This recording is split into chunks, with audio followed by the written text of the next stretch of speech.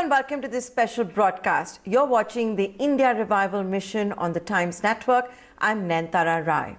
Today, when we're talking about revival, let's put the spotlight on the coal sector at large. You saw a massive reform by the Narendra Modi government by opening up the coal sector to commercial auctions of coal mines. Joining me today on this edition of the India Revival Mission is the Union Minister for Coal and Mines and Parliamentary Affairs, Mr. Pralhad Joshi. Thank you, sir, for joining us right here on Times Network. A landmark reform that had been announced for opening up the coal sector, allowing commercial auctions for mining. You have now done one round. Take us through the details. Would you say it was a success? I can definitely say it is a success. I have already made this point in my media briefing also, because previous tranche after 2015, this auction regime has started. But after that, we all know, for one or other reason, though my predecessor, Shri Piyush Goyal, did very good job, because one or other reason, commercial mining, though it was his agenda also and he guided me also, but actually it could not start commercial mining as such. And after I became minister, he also guided me, and Honorable Prime Minister direction, we thought that entire this coal sector should be opened up. And keeping that in mind, we started the work.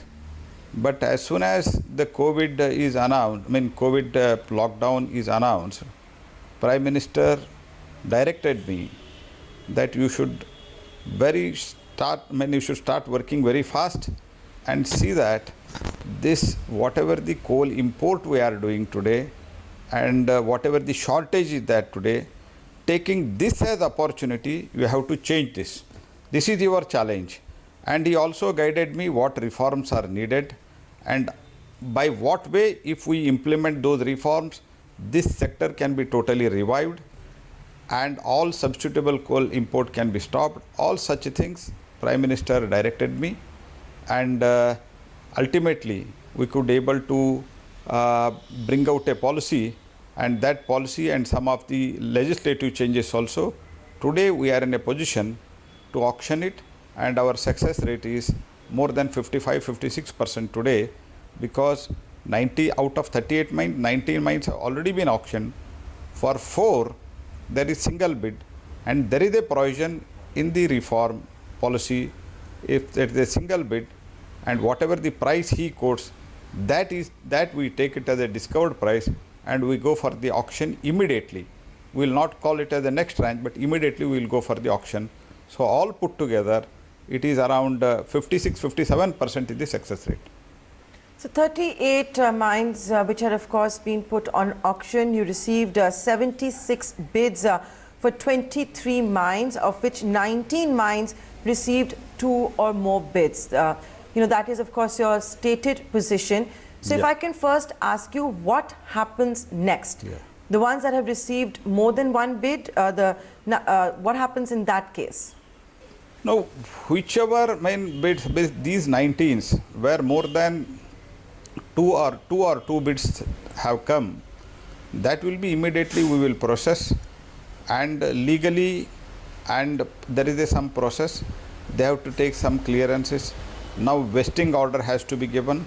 All such formalities are there. That formality, it may take a month or 2. After that, remaining clearance and mining plan, all such things will be done, and state government, naturally land belongs to them. They have to enter into an agreement with the state government. All such process will start now. And these mines, I would also like to tell you, some of these mines were in the CMSP Act, means before 2014, whatever the mines through allotment route, which were given to the various private sectors or even to some of the state government PSUs, these are the mines, so that I am quite hopeful, because they were all working mines before to this, I am quite hopeful and confident that very shortly, within a year or two, we will start the commercial coal production, because these are all our working mines. And some people are alleging that we are going for huge commercial mining, and some of the environment issues also people are raising. But I would like to make majority of these mines were allotted by the UPA government, of course arbitrarily, but we are doing it in a systematic, auctioned way as directed by the Supreme Court. Can I ask you that with whatever's happened so far in the auction process, and while I understand for some of them the process is still underway, you do have a Supreme Court verdict as well for maximizing revenues during the auction process. Suppose this auction, how much does the central exchequer stand to make? No, whatever, see, this coal is I think I can call little जैसे मैं पहले भी एक बार खाता है, विचित्र department है हमारा, हम करते हैं सब कुछ लेकिन एक पैसा भी हमको नहीं मिलता है। एक्सचेकर के भारत सरकार के एक्सचेकर को एक पैसा भी नहीं मिलता है। whatever we get, whatever the revenue we get, it will be for the entirely, for the 100%, it will be for the state government only. Whatever the GST and other things we get, central GST, that is the only thing central government gets. That's why I am appealing to the all state government through you also. It is around 7,000 crores revenue for these 4-5 states. You are going to get it. If you cooperate it, you will get it immediately. Around within 2-3 months, you will get 1,000 crores, because upfront amount will be around 1,100 crores in this for entire this 19 blocks. So whatever we are going to get as a revenue, it will to the state government. So we are only facilitators, and Honorable Prime Minister believes in cooperative federalism. That's why before doing this also, we consulted the state government, and some of the things they requested the change, that also we have done. And even before making the policy also, we have consulted the state government. Of course, it has been done in collaboration with the state governments. Basically, too soon to have a number as yet is the sense I'm getting, sir. Can I also ask you, when you said that this auction has indeed been a success, can you give us an idea of the kind of companies, Indian and foreign, that have participated?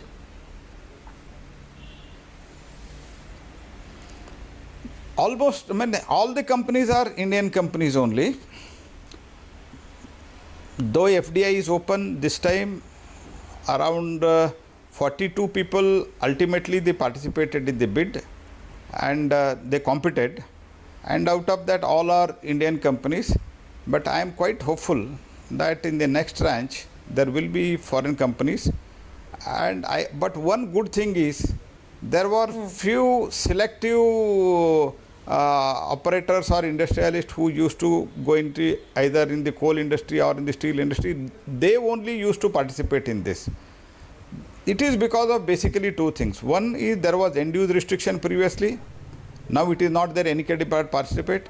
And in policy reform, what we brought, we said prior experience of coal mining in India only, that was also there. All these things, we totally withdrew it. We deleted those things. And because of that, 65% of the participants, that is bidders, they are the new bidders. They are either from pharma industry or from real estate or from some other industry, not from coal and other mining industry. They are from altogether different. 45% are the people who are originally there in this industry, previously also they have done, but 65% people are new people. So I am quite hopeful, because of the previous regime policy paralysis, in India for mining, not only coal mining, other minings also, people, I mean, foreign players, they did not wish to come because of the policy paralysis. Now I am confident, people now, even many foreigners also, they were very eagerly waiting how this tranche goes up. And now it is, the world has come to know that it is the Modi government, whatever it speaks, it comes in reality. That's why very successfully we have auctioned. Now it is up to the state government to take it positively, and so that one side coal will be available in their state, wherever the coal is available, energy will be naturally made available, so that other industry will also come and invest in India, especially these mineral rich states. This is the point which I have to underline, and I want to highlight it. If state government immediately, if they cooperate with all these people and start the mining operations early, then coal will be available there. Once coal is made available, then other industry will also come, and overall economic activity in this COVID, because of this reform, there will be a huge opportunity for the investment, both a domestic investment and foreign direct investment. Okay, so this time you may not have seen the participation of foreign players, but you're happy with the participation of the domestic players. Sir, can I ask you that were these public sector undertakings, or has the private sector also participated? Those that have interest in coal, whether it is a Vedanta or whether it is an Adani, for example. You're also talking about how pharmaceutical and real estate companies have participated in the auction. Can you shed more light? See, this end-use restriction was not there, as I already told you. Second, and prior experience clause also removed. Why? Because the many people, including whatever you said, you quoted Vedanta and so many, the Adani, all these people also, people who are in power generating, people who are in the steel industry, people who are in the cement industry, whenever they want, or in aluminium, whenever they take any type of mine, either coal mine, or they appoint the MDO. There are people who are doing this job from years, from time immemorial. People are in this business. Their business itself is, their work itself is mining. So they are investing, and they will appoint some MDO, mine development operator, and he will work on their behalf. Now the question was of the investment, and we made the people who are in the other fields, who are in the other sector to invest, and now they will appoint the MDOs and they will dig out. That is, it is not a rocket science. So we were confident that people from the other sector will also come and they will appoint MDO, and this was what has exactly happened. That's why we have received good investment in this. Okay, and while you're saying that it's too early to talk about how much the central exchequer stands to gain, because of the bids that have been received, what would you say is the kind of investments that will be made in the coal sector post this auction round? No, it will be a huge investment. Investment as such, I can exactly give you the figure little later, because geographical reports, survey, all these things will come. I think it will be in lakh crore. Total investment will be in a very huge manner, few lakhs crore. You're saying it will be... But it is in a phased manner. I am not telling tomorrow itself it is going to happen. No. I hope. Okay, no, obviously it has to happen in phases, but you're saying it will be around 2 lakh crore rupees. Okay, I take your point. It will be in phases. It will be exactly. I will get you the figure, but it will be in a very huge investment. I can get you the figure little later. I take your point, sir. I appreciate that as well. Now, I want to also ask you, sir, that would you say that when it comes to coal offtake, are we back? Is India back to where it was in the pre-COVID regime?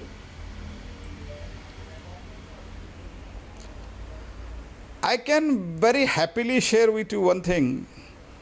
Whatever the production in September, not only production and offtake, in September and October this year, it is the highest in the last 5 years, preceding last 5 years. It is the highest. 32% growth is there in September as far as production and offtake is concerned. Overall coal, domestic coal I am speaking. In spite of that, in spite of our record, there are some imports. Substitutable coal is also imported. And I have directed Coal India Direct Marketing Division and the CMD to approach all these people and to totally substitutable coal import should be stopped. So I am very happy to share you. Our coal stock is also good. Our production and even for future also, around 50,000 crore we are investing to further expedite our stock and production. And keeping all these things in mind, I am confident already it has picked up, economy has picked up, and Honorable Prime Minister and Honorable Finance Minister, they have taken lot of measures to revive the economy, and by that energy demand has increased. Because of increase in the demand of energy, naturally coal demand has also increased. As I said, there is a 32% growth. This is the highest in last 5 years, production and offtake both. So, you started the interview by talking about the Prime Minister's clarion call for increasing domestic production, which of course is part of the larger Atmanirbhar Bharat vision. Can I ask you that right now, when you've also given a direction to Coal India, for example, how much does India import? What are the targets that you have provided for bringing down these imports? See, one most surprising and also unfortunate thing is we are the fourth largest reserves of the coal in the world. We have, as on today, whatever we are mining in the same level, taking it as 1 billion ton per year. If you go on mining the coal, this coal will be sufficient for coming 300 years. That much coal we have, and that is the reserve we have. But in spite of that, in spite of having such a huge coal in the country, we are the one of the largest importers of the coal also. This is the credit to the, especially to the previous UPA government, because of the policy paralysis and other things. And still, because of these environment, all these issues, we are going with all these things, we are going ahead, taking the care of the environment also. And I am very confident. Now I have told, last year we have imported around 2,40,000 crores of worth coal we have imported last year. That is around, it is little less than that because of the COVID demand was less. But now this time I have told to complete the substitutable. There are some independent thermal power plant where it is built only with the foreign coal, which can be operated only with the foreign coal. And also, of course, coking coal is not available as much as we require in the country. That's why, say around last year we have imported 260-270 million ton. Out of that, I have told at least 150-160 million ton we should stop this importing, because remaining 100 is non-substitutable. I understand that, but entire thing around approximately 200-250 million ton every year we are importing. Out of that, substitutable is I think according to me 130-140 million ton. That has to be stopped. This is the target I have given to the Coal India. Given everything, at a time when there is pressure on the Narendra Modi government and an expectation from the Narendra Modi government to pump prime the economy, put more money in the hands of the people so they go out and spend more, how will this expenditure be funded? You're very far away from the disinvestment target.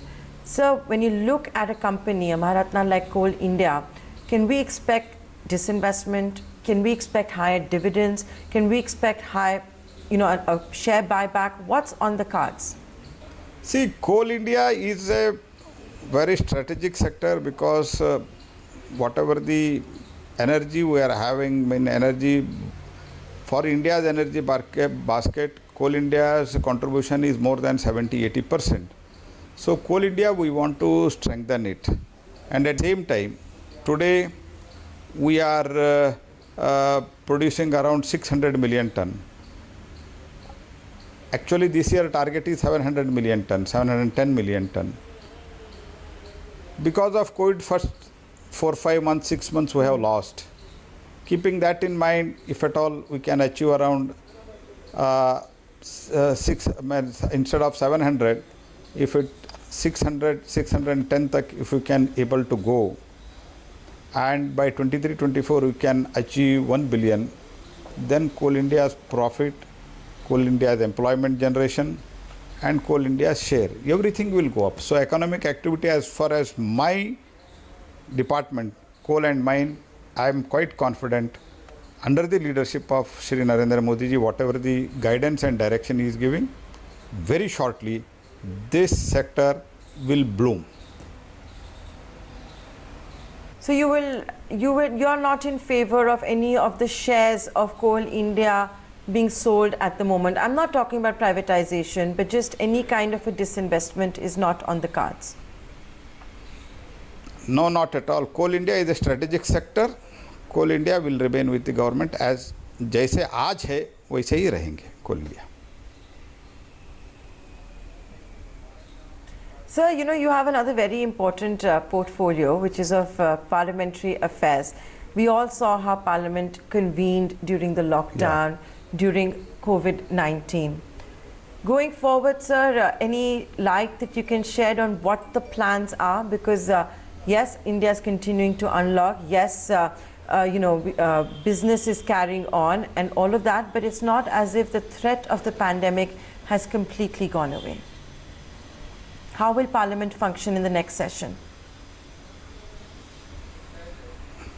No, there is still time for the next session. As you all know, that the constitutional mandate is we have to have the session at least before 6 months, before 180 days. So recently we have concluded and many important bills have been passed. Let us see, it is still there is time. The BJP has got a big booster shot. Look at the big win in Bihar that has come in, the first such election since the lockdown. You anyway had the numbers, but now with this underway, can we expect the Modi government to become even bolder, to take many more reforms? Now, as it is, before Bihar also, Modi government was very, very bold. And we have taken many bold decisions as far as both as economy is concerned and whatever our commitments were there to the people, from Article 370 to Unlawful Prevention Act to many things. And there is no question, and both the sector, as far as economy is concerned and as far as our political commitments are concerned, Modi government, even previously also bold. I can only say Bihar and entire country, don't just limit it to Bihar. More than around 58 by-elections were there. From Telangana to Manipur, everywhere BJP has won. It is not just that we have won only in Bihar. Yes, Bihar has supported us, our development and Modi's leadership, they have definitely endorsed. And people were saying so many things. Lockdown के बारे में जो कुछ भी मन में आया था वो बता दिया गया, इकोनॉमी के बारे में, चाइना के बारे में, सब कुछ जो what even which was not in the overall interest of the country also, just to target Modi, target करते करते they started मोदी को टारगेट करते करते हुए मोदी जी को, then they started targeting India itself. They were talking sometimes. It was favorable to the neighbor countries which are with which country we are having already tension. And in such a situation, we have come out, entire country, including Bihar, totally supported Modi ji. From south to northeast, every part of the country we have won. Out of 58, we have won more than 41. So with that, sir, I'd like to thank you for taking the time out and for joining us here on this edition of the India Revival Mission. Thank you.